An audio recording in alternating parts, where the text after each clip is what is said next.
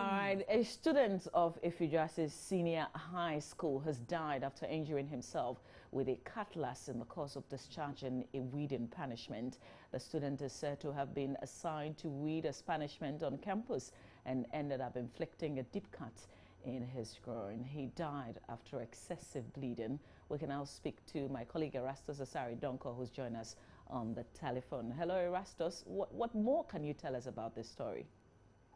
Well, Mamavi, as strange as it sounds, this student, his name is Ebenezer Kusi. He's 18 years and a second-year student of the Ifijuase Senior High School. Now, yesterday, the school authorities claimed he was late to report to school, and so together with other students, they assigned a weeding assignment for him. Now, as they were weeding, according to school authorities, they saw a squirrel. And so they all chased the squirrel, and that he swung his cutlass in a bid to, cut the squirrel. But he ended up cutting himself in the thigh, and by the time they rushed him to the hospital, he had bled to death. That's the story of the school authorities. Now, police are also giving us the same story as well. But father of the deceased is not buying the story.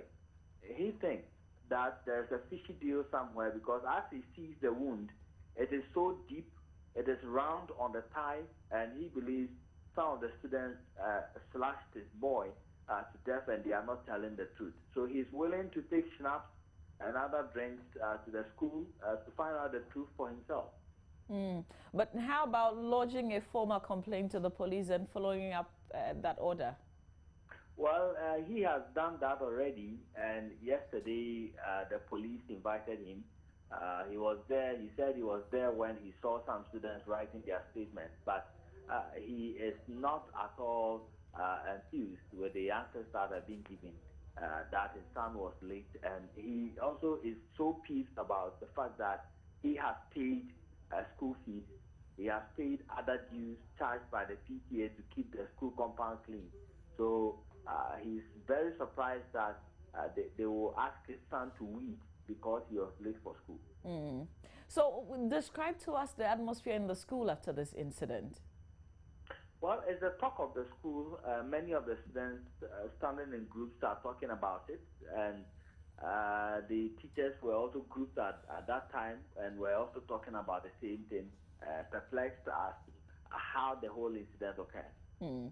Well, Erastus, we'll leave it here for you to find out a lot more about this sad story, really. That's my colleague Erastus Asari Donko joining us via phone with an update on that incident there. We have to move on, though. It's been described as a blatant usurpation of the powers of the national chairman of the General Secretary of the opposition New Patriotic Party. But that position is being rejected vehemently by a high-powered emergency steering committee meeting of the party, which included the flag bearer Nana Akufo-Addo. Well, the General Secretary, Cabinet Japan, who spoke to Joy News, says he was not informed about the meeting and he knows nothing about it. The national chairman, Paul Afoko, is also currently in the United Kingdom on a private visit. Sources close to him say he was also not informed and has since cut short his trip to return to Ghana. Mr. Japan says he will be consulting with the national chairman when he returns on how to deal with the development. But ahead of that, the first vice chairman of the NPP, Freddie Blay, who chaired yesterday's emergency meeting, says he had every authority in the absence of the national chairman and general secretary to hold the meeting. What we did was constitutional. We took steps not outside the constitution. So I don't see where it's not a question of asking one person's consent before a meeting is organized. You can organize a meeting in accordance with the constitution. The steps that we are taking, if they are legitimate, if they are constitutional, they are good steps. I spoke to Mr. Cabinet Japan a while ago. He says he knows nothing about this meeting. Please, I am saying that you've spoken to him.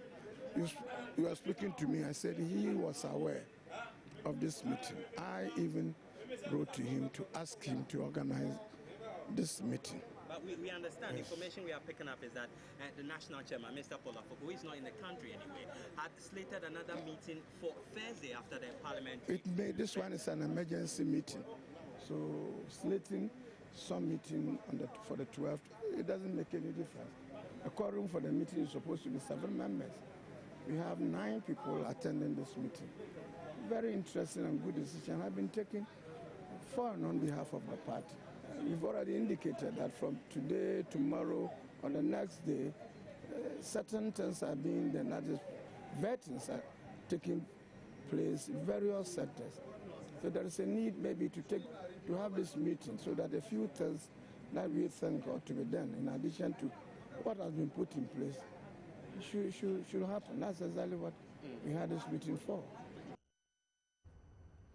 Still on this subject, political science lecturer at the University of Ghana, Dr. Ali Seidu, says the NPP has a lot more work to do to convince Ghanaians that it is a government in waiting. He said poor performance of the ruling government is not a guarantee that the NPP would have an easy win in the 2016 elections. As a well-organized opposition party, some of these things don't have to occur. It shows that you are not organized, you are not prepared as a party, government in waiting, and it speaks volumes of the voters, especially the floating voters, who will have reposed confidence in you to come in and solve some of the challenges that we're facing with regards to this particular government. If you are not well organized in opposition, then it shows what you do when you are in government. So I think what is happening now is not something that is good for the party. And the earlier they sit down and iron out their differences and build that element of unity and cohesion moving forward, it is really going to affect the operation. But you see, your ability to win elections is not only dependent on the ill performance of the party in power. The party in power may not be getting things right.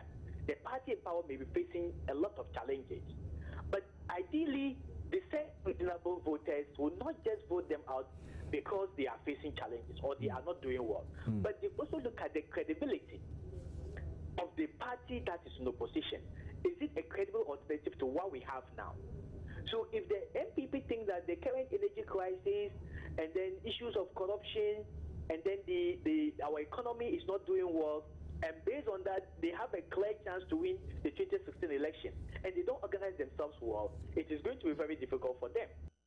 In a related development, the opposition New Patriotic Party has assigned national officers to oversee the vetting process ahead of the parliamentary primaries. A statement signed by the national organizer John Boadu said the meeting took the following critical decisions, among others: that it is further to arrangements already in place for the various vetting committee and vetting centers for the party's parliamentary primaries sent out by the General Secretary. The committee decided that the following national officers shall be assigned to various regions to be responsible for the overall conduct of the vetting process and any challenges that may emanate therefrom. So, Mr. John Boadu, the national organizer, is responsible for the Central Region. Samir Wuku, the national youth organizer for the Eastern Region. Kamaldeen Abdullahi, the national Nasara coordinator, is responsible for the Upper East Region. And Nuhu Mahama, deputy national organizer, responsible for the Upper West Region. Also, Ms. Otiko Jaba, the national women's organizer, would oversee that of the Northern Region. Ms. Abankwa Yeboah, the national treasurer, will oversee the Greater Accra Region.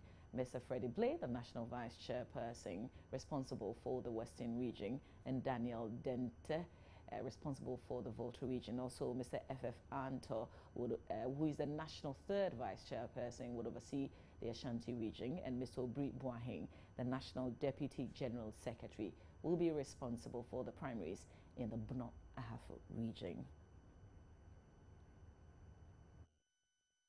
Well, we'll see what happens when the national chairman of the party touches down in Ghana. We would give you the latest definitely on the NPP politics. We have to turn our attention to the NDC now, and the governing National Democratic Congress says it is planning to boycott activities and programs of the Institute of Economic Affairs, IEA, on the basis that it is biased against the party.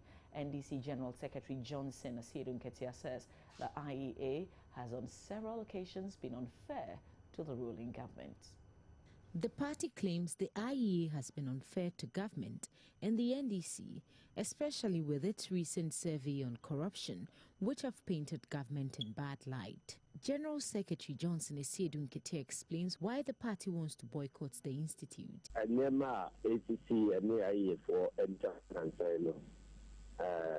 matter of concern, and I engage you more. I express your concerns with them. It could be a better decision, a process of consultation. We have already indicated that we are not happy with the Institute of Economic Affairs. We will engage with them and express our concerns. And as a party, we need to consult widely before coming to a conclusion to boycott them. Recently, we heard that the IEA had done a survey. The survey claimed the presidency is the most corrupt agency, but we know that per the Ghana political parties programs, the IEA is not supposed to be conducting surveys. The worst part of it is that the IEA did not even publish the details of the research. Then they went ahead to organize an anti-corruption conference without consulting the political parties.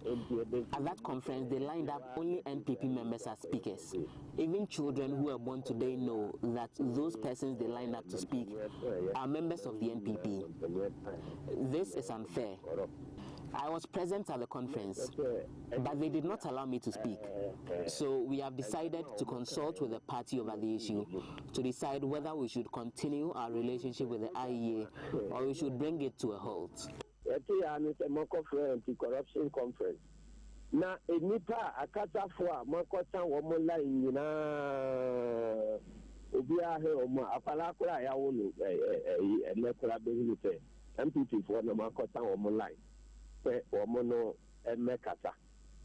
Meanwhile, the IEA says it looks forward to meeting with the NDC to trash out the issue. Executive Director Jean Mensah says it considers this as an internal matter which should be addressed without acrimony. And the General Secretary of the NDC, Johnson Esiedun Kete, was speaking to our sister station, Adom FM.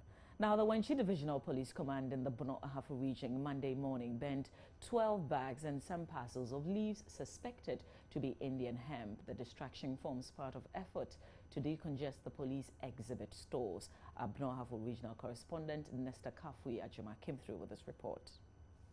The 12 bags of Indian hemp and other exhibits have been in the custody of the Wenchi District Police for the past 10 years. The Circuit Court granted the Wenchi District Police Command an order to destroy the bags of Indian hemp. The outgoing Wenchi District Police Commander, Chief Superintendent Andrew Buidu Ekuma, told journalists that some of the cases concerning the bags of Indian hemp had already been discharged, but the detectives have failed to seek a court order to burn them. He added that owners of some of the items are absconded and unreachable.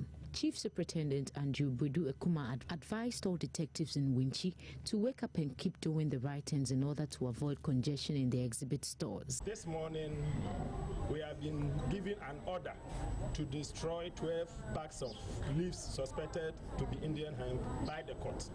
Some were before the court, and some of them were also kept looking for the suspects because the suspects abandoned these exhibits and the police were seriously looking for them. But it has been in our stores for far too long and there's the need for us to clear the exhibit stores. My advice to other detectives is that when the cases are disposed of, they should make an order to the court for the court to give an order or grant it for them to destroy these exhibits. He further added that they are working to erase perception that Wenchi is a hub for growing and peddling of Indian hemp and appealed to the public to volunteer information leading to the arrest of criminals. Formerly, people perceive Wenchi district to be the place of peddling of Indian hemp. But of late, because of police persistent suits and arrest of these criminals at their hideouts, the situation has come down drastically. And we want the public to assist us so that we get rid of these people, so that everybody will go about his normal duties without fear or favor. The Wenchi Divisional Crime Officer, the Registrar of Techiman Circuit Court, senior police officers and agencies witnessed the burning process. Now, the German ambassador to Ghana, Rodiger John, has tasked government to formulate and implement energy policies that will help resolve the current energy crisis. Speaking at an event by the European Union to mark this year's EU-Ghana Partnership Week, he also called for an effective maintenance policy to prolong the lifespan of the much-anticipated power barges expected to arrive from Turkey. The German ambassador to Ghana, commenting on the energy crisis, said Ghana can fix the current problem if officials implement a planned program which will include a formulated energy and maintenance policy framework. It's not only a question, I think, of production, it's only a question of maintenance and of planning to some in the future. If you know as a government or from the statistics, you have an increase of a demand of 10% per year, then you have to do something to cover this increasing demand, you see, and not waiting till everything is breaking down. The EU ambassador to Ghana, William Hanna, also indicated there's a wealth of investment in renewable energy that government can take advantage of. The EU contend that the power crisis dates decades back and government must solve the crisis now. All right, that's it for the AM News. It's brought to us by Coca-Cola. Stay with me. I'll come back and tell you what the newspapers are reporting. Yesterday, the NPP's steering committee meeting was trending, with some even describing it as a possible coup. We'll see the twists and turns that the newspapers will give it this morning.